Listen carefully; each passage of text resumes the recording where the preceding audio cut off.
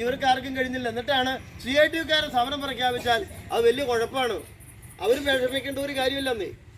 അത്രക്കാരെന്തിനാ വിഷമിക്കണത്? CITU സമരം നടത്തിയിട്ട് എന്തെങ്കിലും പ്രയാസം ഉണ്ടായാൽ അത് സാധ്യതയുണ്ട്. അത് വളരെ കൃത്യമായി വിനിയോഗിക്കുകയും ചെയ്യും. അതിനൊരാളുടെയും ഒത്താശ വേണ്ട.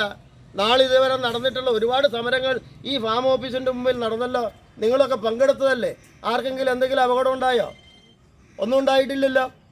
ഒരപകടവും സമരം ചെയ്തതിൻ്റെ പേരിൽ ഒരു തൊഴിലാളിക്കെതിരെ നടപടി സ്വീകരിക്കാനും ഒരു അധികാരിക്കും ഒരവകാശവും ഇല്ല.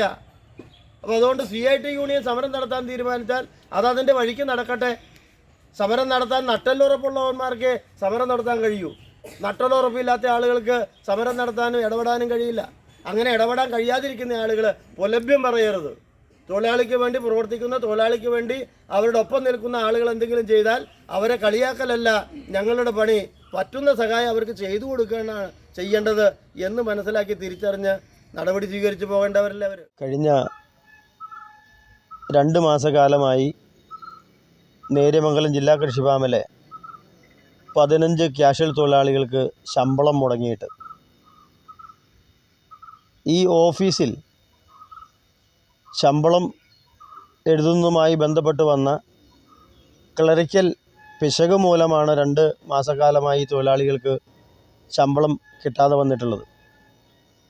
Kerala government farm workers union CITU-വിൻ്റെ ജില്ലാ നേതൃത്വവും പ്രാദേശിക നേതൃത്വവും നിരവധി വട്ടം ബന്ധപ്പെട്ട ഓഫീസേഴ്സുമായി സംസാരിച്ചിട്ടും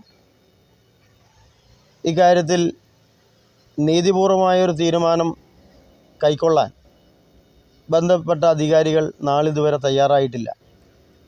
ഇനിയും ഇവരുടെ ശമ്പളം കുറേ കൂടെ വൈകും എന്നാണ് നമുക്ക് മനസ്സിലാക്കാൻ കഴിഞ്ഞിട്ടുള്ളത്. ഈ നിലപാട് ഉദ്യോഗസ്ഥരുടെ നിരുത്തരവാദപരമായ ഈ പ്രവർത്തനവും അവരുടെ നിലപാടും ഒരു കാരണവശാലും CITU യൂണിയൻ അംഗീകരിക്കാനാവില്ല. അതുകൊണ്ടാണ് CITU യൂണിയൻ്റെ കേരള ഗവൺമെൻറ് ഫാം വർക്കേഴ്സ് യൂണിയൻ്റെ ജില്ലാ പ്രസിഡന്റ് എന്ന നിലയിൽ ഇന്നൊരു ദിവസക്കാലം ഈ വിഷയവുമായി ബന്ധപ്പെട്ട് സൂചനാ സത്യാഗ്രഹം നടത്താൻ വേണ്ടി യൂണിയൻ തീരുമാനിച്ചത്. തിങ്കളാഴ്ച മുതൽ അതിശക്തമായ തൊഴിലാളി പ്രക്ഷോഭത്തിനാണ് യൂണിയൻ തീരുമാനമെടുത്തിട്ടുള്ളത്. ഏറ്റവും അടിയന്തരമായി ഈ തൊഴിലാളികൾക്ക് ശമ്പളം ലഭ്യമാക്കണം. പകലന്തിയോളം വെയിലും മഴയുമേറ്റ് പണിയെടുക്കുന്നവരാണിവർ. ഇവരെ തെരുവാധാരമാക്കുന്ന, പെരുവഴിയിലാക്കുന്ന ഒരു സമീപനവും അത് ഏത് ഉദ്യോഗസ്ഥൻ സ്വീകരിച്ചാലും ഈ യൂണിയൻ അംഗീകരിക്കാനാവില്ല.